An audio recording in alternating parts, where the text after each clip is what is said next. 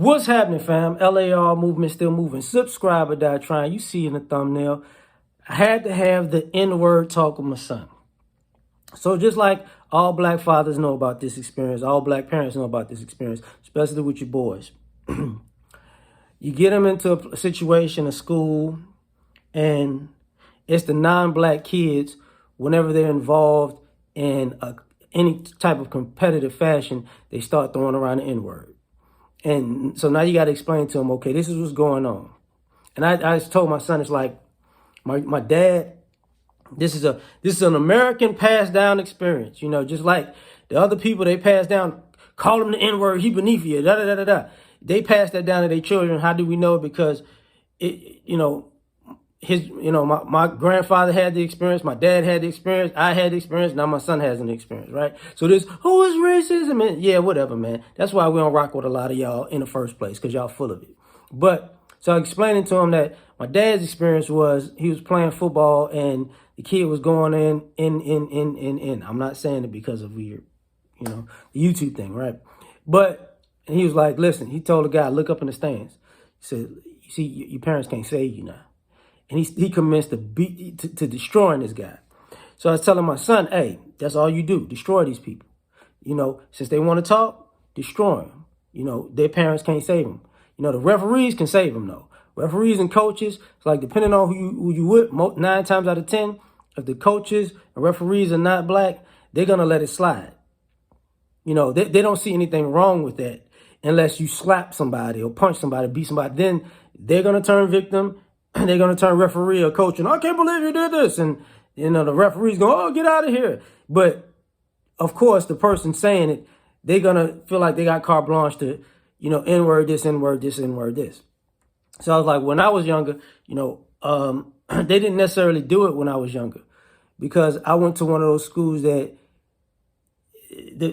our suburban rivals was like, oh, it's not a good idea. I was like, I literally had teammates who would get shot and then come to practice and come to the game, or literally not make the game because they was in a shootout and they was in jail. You know what I'm saying? So, until the charges got cleared, they couldn't come back. Like, that was my school, So we didn't have that experience. We had a good trash talking experience, but when it came to intelligence, then that experience kicked in because they figured, if you're smarter, you must be one of the good ones. It's like, okay, you're about to get knocked out. But, I had my experience with the police officers and all that, in college and all that other stuff. But now I had to explain it to him. His teammate, who's Hispanic, is in to the point where he had to stop another teammate from beating the guy up because he was getting on his nerves. And I was like, yeah, let me explain what this is. This is chivalry. This is why it's not necessarily sometimes an underlying animosity, but when people look at how black men respond to people's quote unquote racism and they don't get it, it's because it's just like chivalry. When we're socialized as boys, they say, under no circumstances, no matter what a girl do, you shouldn't put your hands on a girl. Thus, she starts punching and kicking and scratching and biting and, maybe even spitting, but she becomes violent. Now, you're not supposed to hit her back because she's a girl, because if you hit her back, oh! So I was like, when it comes to race, this is what other races of people do. They turn into girls. Under no circumstances should that black person respond to you calling them the N-word or you this, that, and the third. They should, you're free to say whatever. So I was like, okay, well, if you really get mad, be free to say whatever too. Because, I was telling them, personally, you ignore them at first, then you destroy them. And then if they want to fight, see where they want to go. And usually they don't. And then really start digging into them, talk ugly about them. Like, man, ooh, I'm an N-word, but your mama boy, she gonna take it. She gonna take it from this one though. Oh yeah, start getting on them. I was like, cause we don't, like the Hispanic kid, we don't walk around using racial slurs to other races like that. It's like out of our thing. We don't really do that. Y'all do it to us. And it's like, well, black people call themselves the N-word all the time. And y'all call each other stuff all the time, too. That would be considered a racial slur. White people call themselves slurs. Asians call themselves slurs. Hispanics call themselves slurs. But y'all think we don't know this. Y'all, but this is a rap. Like, we know what y'all doing. But the thing about it is, we have to have these conversations over and over and over again.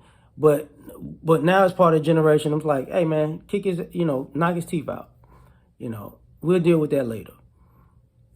And for me, it's one of those things personally where it's funny how all of these other races are big on tradition and respect and da da da da da.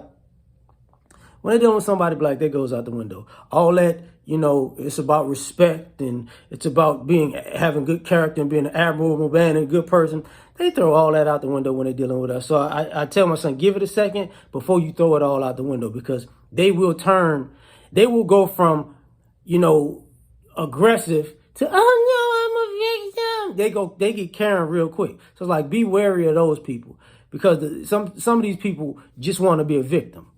So I had to have that talk, but I'm rushing because I got to make these videos and bounce. So excuse me on this one. Like, share, subscribe, or die trying, man. Peace.